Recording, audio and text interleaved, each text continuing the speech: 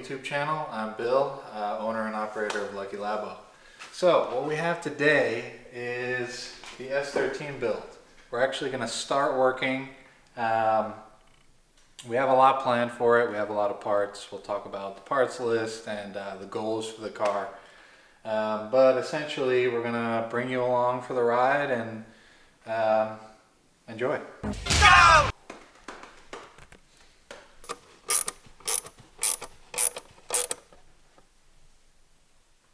Now what we've done is we've removed the Mega Squirt and we've plugged in the stock ECU.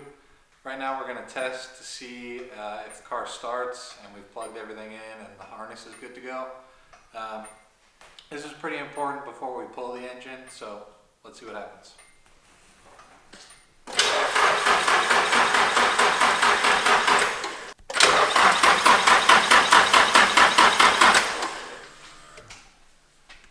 Go one more time. So it's probably, I think it's not getting back, or not getting fuel pressure because it doesn't have a vacuum. Right. I thought about that right before we tried, and then... Attempt number 2. We're going to see if it starts. We didn't have the fuel pressure regulator plugged in at first, so here we go.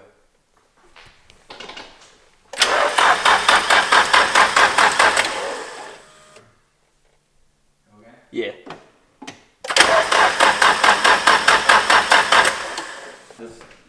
Yeah, that's it. Okay. That's the igniter.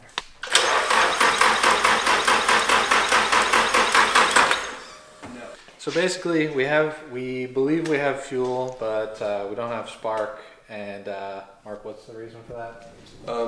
The tachometer is not reading any sort of RPM, no revolutions. So we got to see if, make sure we got to check between the two cars what kind of wiring is plugged in and what's not, to see if we can get it to run on the stock ECU before we pull it.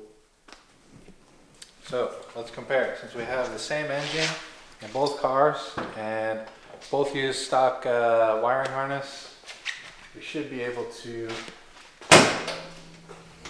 trace this back and figure out what's not plugged in. Or Oh, this right here? Yep. It looks about the same size as that other one. So, which actually, this is the coil pack right here. And that wasn't plugged into anything before, was it? Then again, the Mega Squirt won't need nearly as much. Let's go look at the S14 and see. Oh, that's a trash can. So while we're chasing some of these electrical demons, basically just an overview of the car, the way it sits. It's an S13 1993 240SX with an SR20 swap.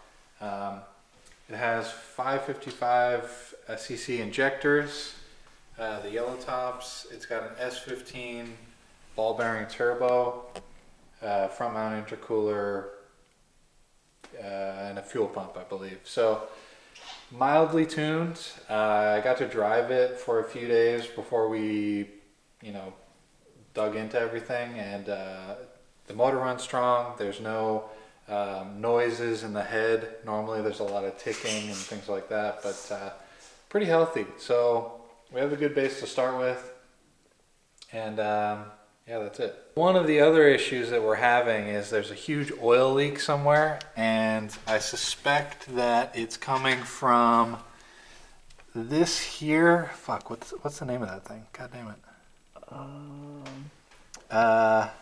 Okay. So it's actually, part of it we believe is coming from the timing chain tensioner gasket. So we have a new gasket for that. And then the other culprit is likely the aftermarket oil pan. So we're going to be putting an OEM oil pan. It's the lower pan on this car. There's also potential that the turbo lines are not fully seated. So we're going to be obviously redoing that anyways when we change the manifold and the turbo. But yeah, so got a pretty good deal on this car because it has some odds and ends that need to be sorted out. But here we are. Okay, we're going to try it again, see if we have spark.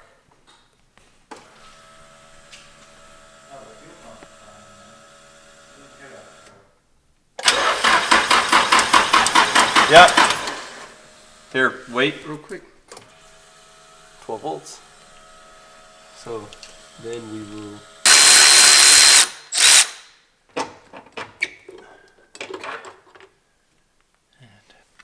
oh, there we go. Take 4, I think. So now we have Z32 math spliced in. That's all we have on hand, so let's see if that helps the starting issue.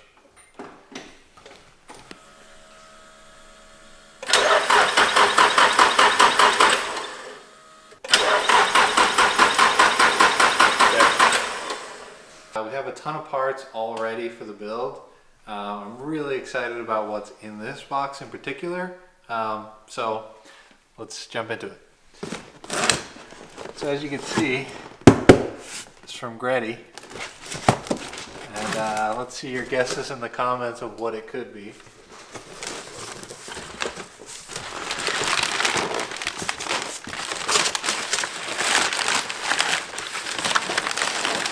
Now, this is beyond back ordered in the US. I was talking to a few companies about it, and it was about 6 months out before you could get a unit to ship. So I got this directly from Gretty Japan. Shout out to Jesse Streeter. He made this happen. But yeah, so we have a S13 Gretty intake plenum. A lot of people say that you lose some low end torque when you install one of these. Obviously the intake runners are shorter, but it just looks so good. And we're gonna send this out to be polished by Surreal Customs, Joseph over there. So if you look at this here, this is the valve cover that we got from Surreal Customs. So it's an SR20, S13, polished, and then shaved letters. So what we're gonna do is we're gonna polish this to match. So it's gonna be awesome. Some of the other stuff we have for the engine bay, we have the Yasho factory water pump pulley. Not only does it look cool, it's actually functional by being a larger diameter. It's less prone at high RPMs to create bubbles in the system. We got the oil cap, and then for the interior, we got the shift boot and shift knob. So this is a Duracon shift knob with a weighted little piece here. One of the crown jewels for the engine bay is going to be this ARC induction box. This is SR20 specific. Really good condition too. I got this from a fella in Florida. He kept it in really good condition, so we're going to be using this. As you can see from some of the footage, we have a Mishimoto radiator in there. No hate to them, but I got an HPI unit coming in, and basically we're going to get rid of the E fans and we're going to go to clutch fan with the shroud. You can't go wrong.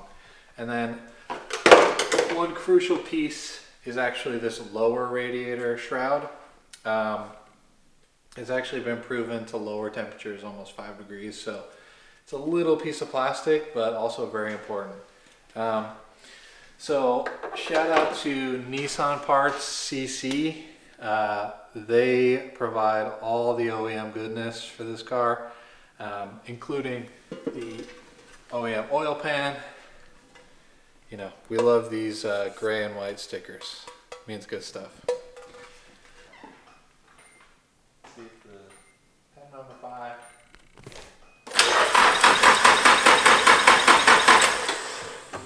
Something here in just the wiring to the ECU in this like little bundle here that could have been for the Mega Squirt.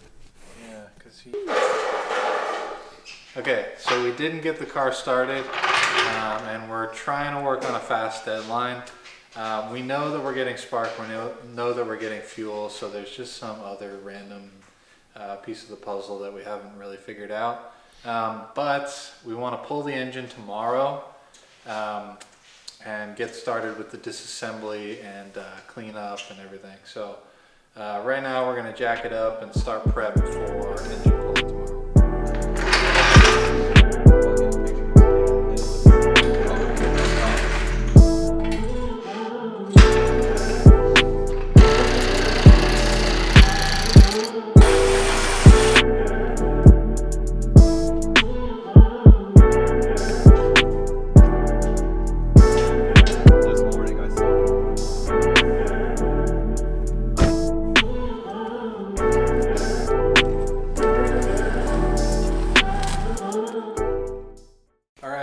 Day 2 of the engine pull.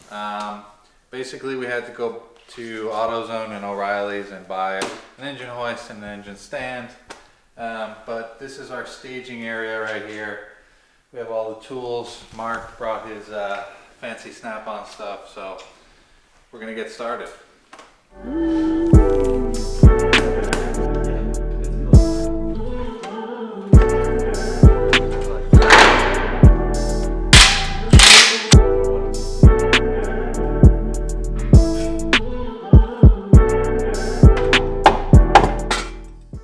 Thank you for the previous owner for installing a one-piece aluminum drive shaft. We will definitely be reusing this when we put the engine back in.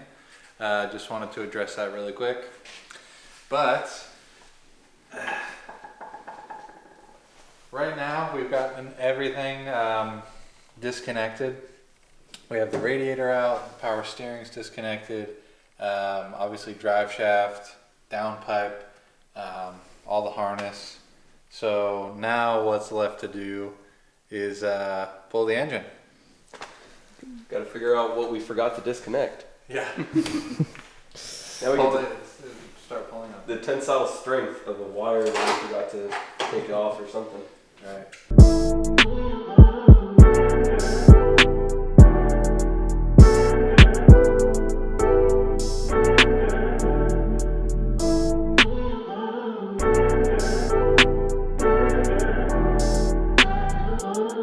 Okay, the engine is out.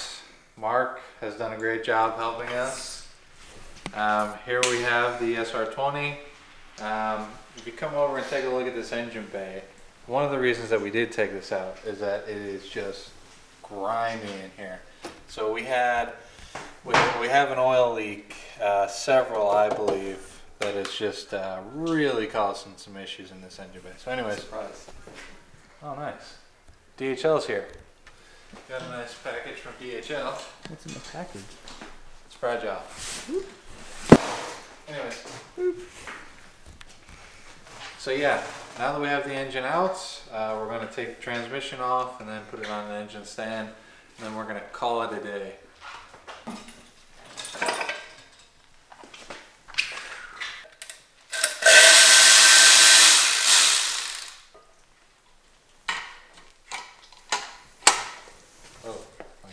Six-puck.